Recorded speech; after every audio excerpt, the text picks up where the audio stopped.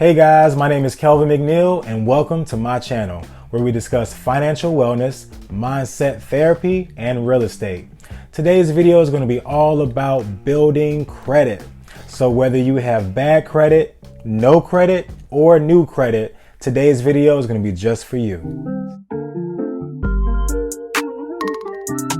Guys, if we haven't learned anything in the year 2020, we know that we have to be prepared. We got to stay strapped, financially strapped. The first thing I want you guys to understand is that if you have bad credit, don't beat yourself up. It's only temporary. I tell my clients this all the time. It doesn't matter how low your score is. The only thing that you need to do is just learn and understand how your credit is scored based on the different algorithms like Vantage and FICO. Then take necessary steps to begin repairing your credit and building positive trade lines and positive accounts that will replace the negative items that you need removed. If you have no credit, you need to begin building credit. And I'm gonna give you guys the top 5 things you need to know in order to get your credit on track or to begin building credit. Credit score basics, that's what I like to call this, credit score basics. So how can you build credit or repair your own credit if you don't really understand how your score is being calculated?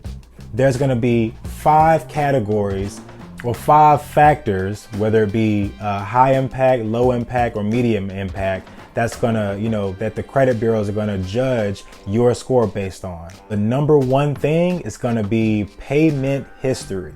So payment history is actually 35% of your entire score. So the worst thing that you can do is miss a payment. And this could be for a loan or a credit card. Listen, you can have a 700 credit score and with exceptional payment history. But the moment you have one new payment show up on or one new missed payment show up on your credit report, your score can go down by 50 points or more. If I know I'm gonna be about, a few days, a few weeks late on making my payment, just schedule a future payment. When the creditor or your bank sees that you actually intend to make a payment, they are far less likely to report to the credit bureaus that you were 32 days late. So that's the number one thing you wanna do. Pick up the phone and give them a call and let them know that you'd like to schedule a payment. Because again, this is the highest impact, the largest slice of the pie. 35% of your score is payment history. The second thing, 30% of your score is gonna be credit card utilization. If you have any credit cards, the number one thing you wanna try to remember is keep your balance low and pay early, if not on time. One rule of thumb is try to keep your balance below 30%. If you go above 30%, they begin to, hit you in the rib and, give you some points taken away from your score. So you want to try to avoid going above 30% usage at all times. So for the people who may have high credit card utilization, but you have exceptional payment history, that's the one thing that may be holding you back. So if you can make some extra payments on those credit cards, I'm pretty sure your score will go up. So the next thing is age of credit. This is 15% of your score.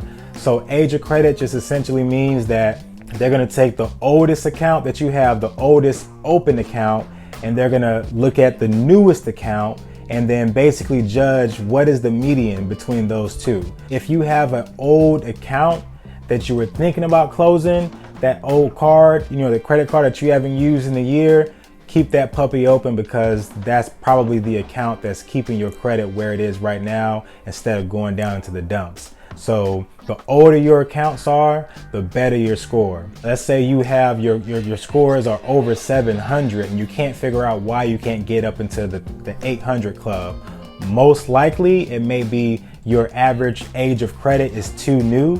So only time can fix that. Just stay patient and your scores will go above 800 once you hit a certain threshold. The next 2 items are gonna be low, and I'm talking 10% each. One thing is gonna be credit inquiries. So credit inquiries, however you wanna say it, is 10% of your score. These credit inquiries don't really have, obviously much of an impact, but If you have too many of them and they begin to stack up, it could be one thing leading you to a decline if you're applying for a new line of credit.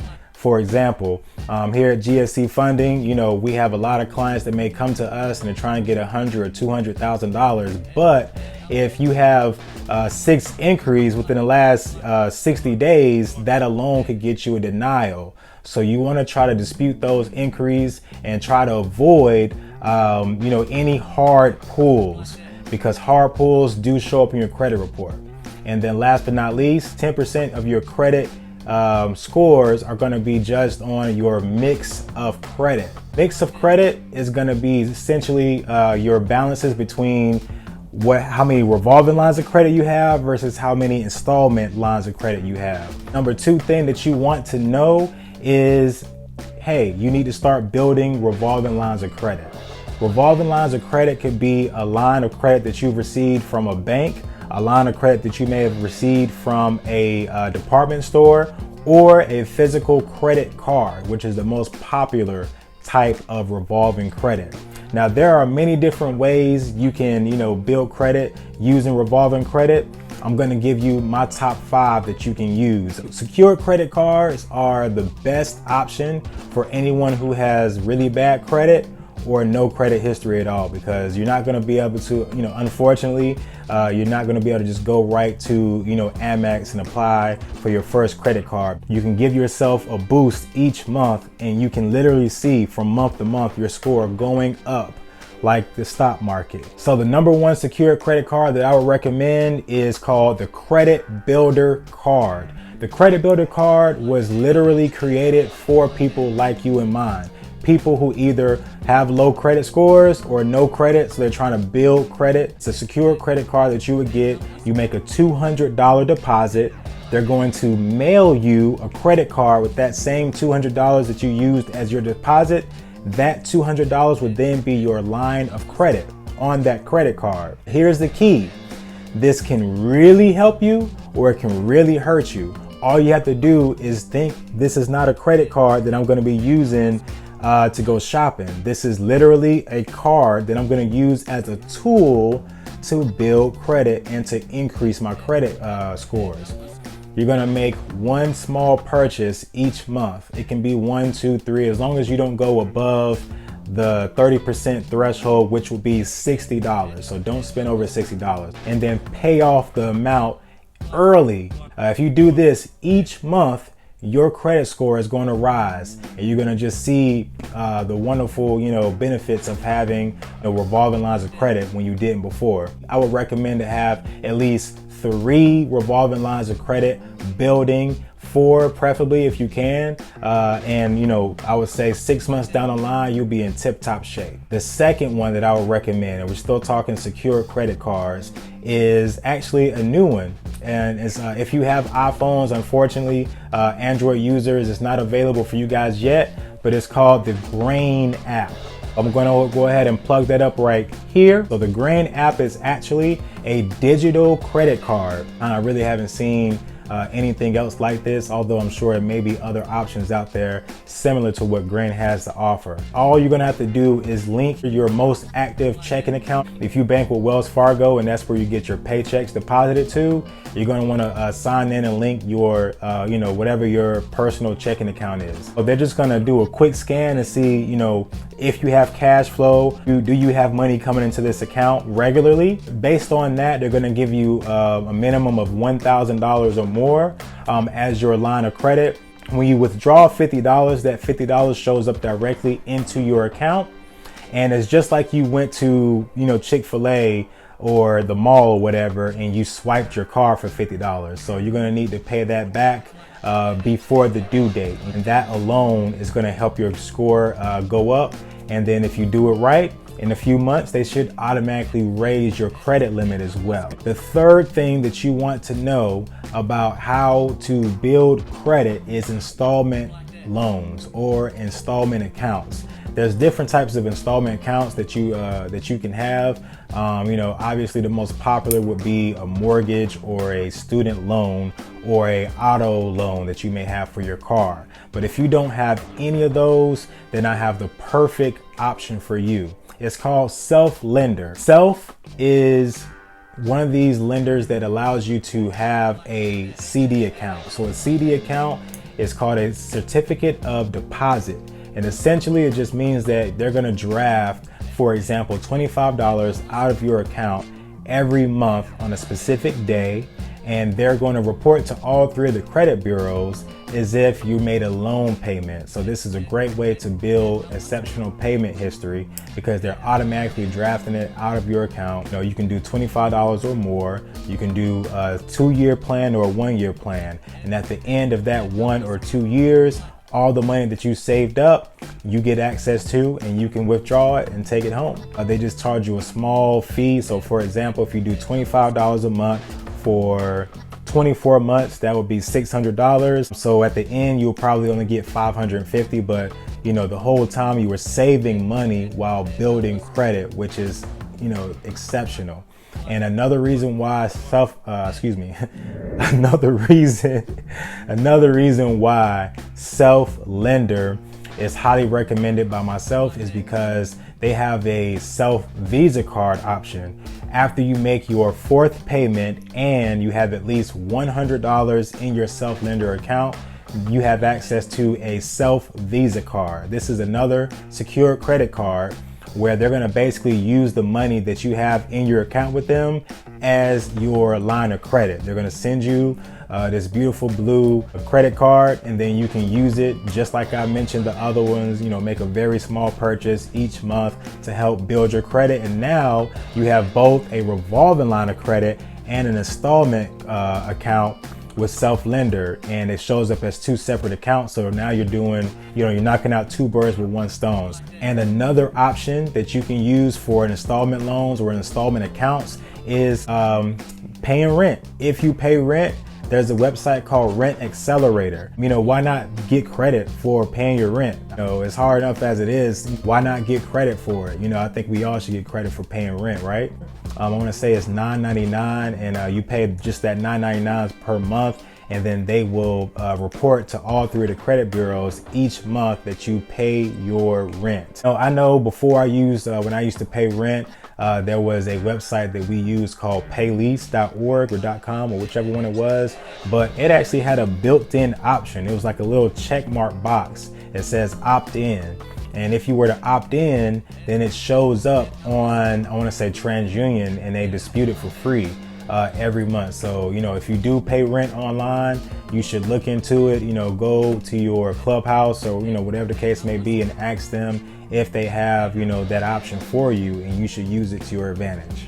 And so the 4th thing you want to know about building credit is piggybacking and or trade lines. So piggybacking is very popular. So essentially all you do is you find someone in your family, whether it be your parents, your spouse, or someone who's close to you that has good credit. You convince them or ask them to add you as an authorized user to their credit card. Now, and I know some people may not want to tell you exactly, you know, what their balance is, but if you can find someone who has exceptional credit and they add you to a credit line, you now will get the benefit of sharing their payment history and their credit card utilization. So if you currently have credit cards with the balance, adding this line of credit to your credit report as an authorized user will knock out 2 birds with 1 stone, because it's gonna take care of 65% of your credit score. Remember, 35% is payment history, then another 30% is your credit card utilization. By piggybacking, you would then have the ability to, you know, have 65% of your credit score boosted, essentially. If you don't know anyone, or if you just want more information on Tradelines, you know, just look down in the description below and I got you. Then last but certainly not least, credit monitoring. You absolutely have to monitor your credit, because if you don't know when something changes, whether you have a new credit card inquiry, a new late payment, or just having transparency and being able to be alerted as soon as something happens, how else are you going to really build credit effectively? you're gonna wanna make sure that you pay for a 3-bureau monitoring service. I cannot stress this enough. Credit Karma is cool, but it can be very inaccurate. I'm gonna tell you right now, if you're using Credit Karma, do not take it serious. You know, it's something that you can use just for, casual monitoring. But if you go into a car dealership or if you go into a mortgage office and have them run your credit, I can almost guarantee you that what they see in their computer system is not gonna match what's showing up on your phone on Credit Karma. I have some links in the description below for ones that I recommend. For example, Privacy Guard, Identity IQ, Smart Credit. Those are 3 that I really recommend. Those are trilateral credit reports. There's a monthly fee that you pay, but again, no credit scores are free. Apps like Credit Sesame and Credit Karma, they use their own credit scoring system. And even though they may use Vantage 3, they're basically going off of old age credit report data. Do not rely on them. But yeah, definitely check out the links that I have in the description. And so that's it, guys. I mean, there's not really much to it. You just got to make sure that you keep those 5 keys to success, if you will, in mind. Making sure that you understand that no credit is just as bad as bad credit. But if you do have bad credit, it's temporary. It's temporary. Just start working on it. All right, that's it. I hope you found this video helpful. If you did, please drop a like and comment or subscribe. Let me know if you have any experience with building credit, and tell me what works for you. I hope you guys have a great rest of your night, evening, morning, whatever time of the day it is. And thanks for watching.